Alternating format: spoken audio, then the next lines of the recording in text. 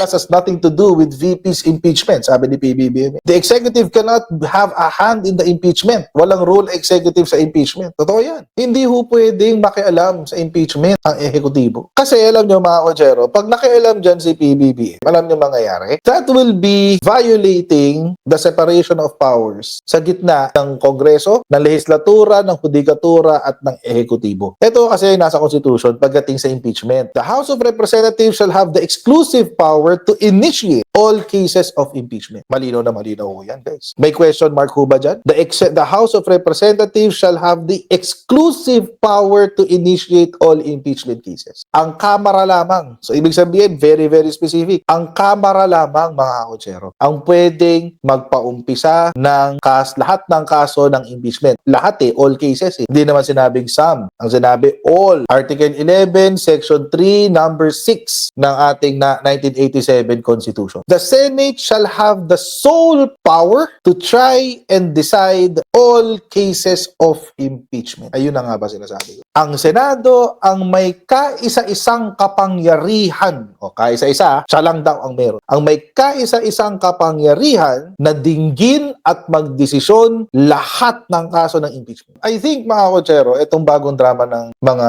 NPA. Pag sinabi ko NPA, Makabayan Black ko ito. Itong bagong drama ng Makabayan Black ay isang strategy to hit two birds with one stone. Bakit ba? Ano bang nangyayari? Nandiyan na naman yung kwentuhan tungkol sa Makabayan Black. Kasi mga kotsero, ito kasi nangyari. Kanina, nagsalita Makabayan Black. Anong sabi ng Makabayan Black? Marcos urged to call special session for Sara Duterte impeachment trial. Sino ho ang nagsabi? Ang nagsabi nito ay ang Makabayan Black. We, the Makabayan Black representatives, strongly urge President Ferdinand Marcos Jr. to immediately call for a special session of Congress to enable the Senate to convene as an impeachment court for Vice President Sara Duterte. Matindi ho mga kotsero, itong nire-request ng Makabayan Black. Bakit ko nasabi na ito pong pagtawag ng Makabayan Black is a hitting two birds with one stone? Kasi hindi lang po Makabayan Black ang nagsasabi nito. Pati mga dilawan, di ba? Pansinin nyo. Pansinin nyo ang mga dilawan, nagsasabi rin sila. Dapat magtawag na si Bongbong Marcos ng special session. Sino nasabi niyan? Si Franklin Drilon. Na, itong si PBBM ay dapat makialam sa impeachment. Alam nyo, mga kotsero, ang problema kasi, ito kasi sabi niya, ito pa sabi ng Makabayan Black. Kung talagang bukas ang Pangulo sa special session, dapat ay tahasang gawin na niya ito. Hindi na dapat maghintay pa ang kahilingan mula sa Senate President o sa House Speaker, sabi. So parang sinasabi nila, utusan daw ng Presidente ang Kamara at ang Senado. Ano ba pinanggagalingan nito? Sabi ko kasi ni Presidente, itong nakaraan, January 7, Marcos, now is not the time to go through impeachment process. Sabi niya, well, you know, JPE is one of our best legal thinkers in the country. And he is right. There is a consequence, there will be a precedent, and it will be very problematic. But I still think that even if Congress is mandated to process this, the House doesn't have a choice, and the Senate doesn't have a choice once these impeachment complaints are filed. Sinabi na niya yung opinion na yan. At hindi pa po dyan natatapos. Nung 2024, December 2024, di ba nga,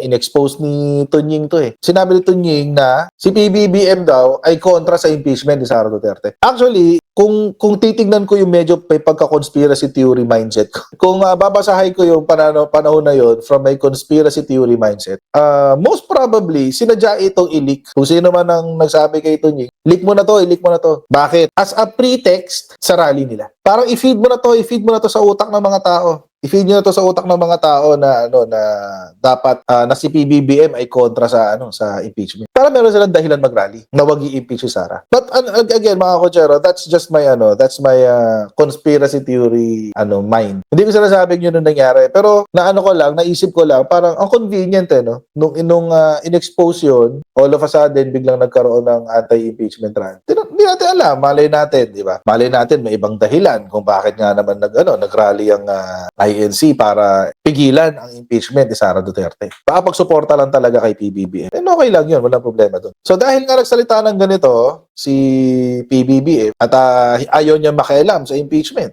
Palace has nothing to do with VP's impeachment, sabi ni PBBM. The executive cannot have a hand in the impeachment. Walang role executive sa impeachment. Totoo yan. Hindi ho pwedeng makialam sa impeachment ang ehekutibo. Kasi alam nyo mga kotsero, pag nakialam dyan si PBBM, alam nyo mangyayari, that will be violating the separation of powers sa gitna ng Kongreso, ng lehislatura, ng hudikatura at ng ehekutibo. Ito kasi nasa Constitution pagdating sa impeachment. The House of Representatives shall have the exclusive power to initiate all cases of impeachment. Malinaw na malinaw ho yan, guys. May question mark ho ba dyan? The House of Representatives shall have the exclusive power to initiate all impeachment cases. Ang Kamara lamang. So, ibig sabihin, very, very specific. Ang Kamara lamang, mga kotsero, ang pwedeng magpaumpisa ng lahat ng kaso ng impeachment. Lahat all cases. Hindi naman sinabing some. Ang sinabi, all. Number 1. Number 2, Article 11, Section 3, Number 6 ng ating 1987 Constitution. The Senate shall have the sole power to try and decide all cases of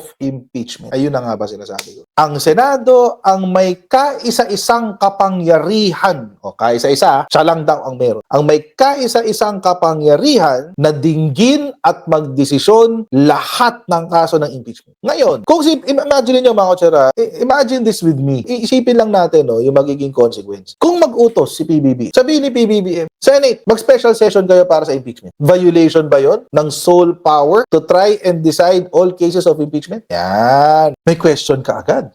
Sasabihin na Sara Duterte, pupunta siya sa Supreme Court. Sasabihin niya, na-violate ang aking karapatang pantao. Na-violate ang aking karapatan bilang vice-presidente. Bakit? Ipinag-utos ng presidente yung aking impeachment. Hindi naman ang galing sa Senado.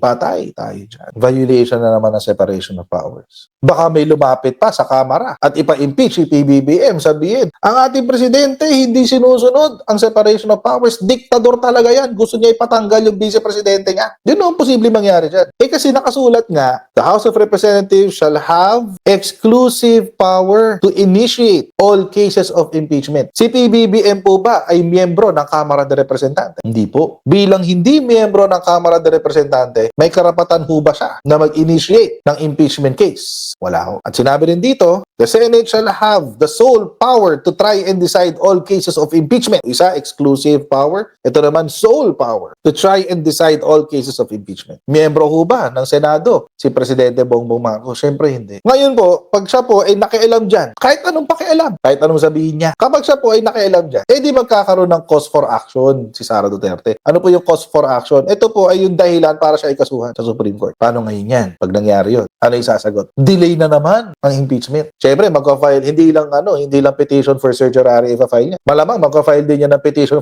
for prohibition and temporary restraining order. Pipigilan nila yung pag-convene ng impeachment court. Bakit? Pinag-utos ng presidente. Hindi naman yan galing sa Senado. Yan ay utos ng presidente. Patay. So mga kotsero, personally, I believe, etong sinabi ng Makabayan Black ay isang pang-uudyok para din magalit ang tao kay PBB. Ang ginagatungan dito, yung mga DDS. Kasi tayo, mga kotsero, ayaw natin mapurnado yung impeachment kahit ano mangyari. Pero, etong itong Makabayan Black, parang gusto nilang isabotahe yung impeachment process by demanding a special session, by demanding the president, no less, ang presidente mismo, to order para utusan ang Senado na mag-convene for a special session. Huwag natin kalimutan, mga kotsero, mga NPA yan, kalaban ng gobyerno yan, kahit sinong nakaupo, Mapa Duterte, Mapa Marcos, Mapa Aquino, it doesn't matter. Basta, kahit sinong nakaupo, maliban sa kanila, kalaban nila ang gobyerno. Huwag tayo masyado magtitiwala dito. Kahit isa sila sa mga bumibira kay Sara. Ang objective po dyan, mga kotsero, goes far beyond the impeachment of Sara Duterte. Tingin nyo ba titigil sila pag na-impeach si Sara? Tingin nyo ba titigil sila sa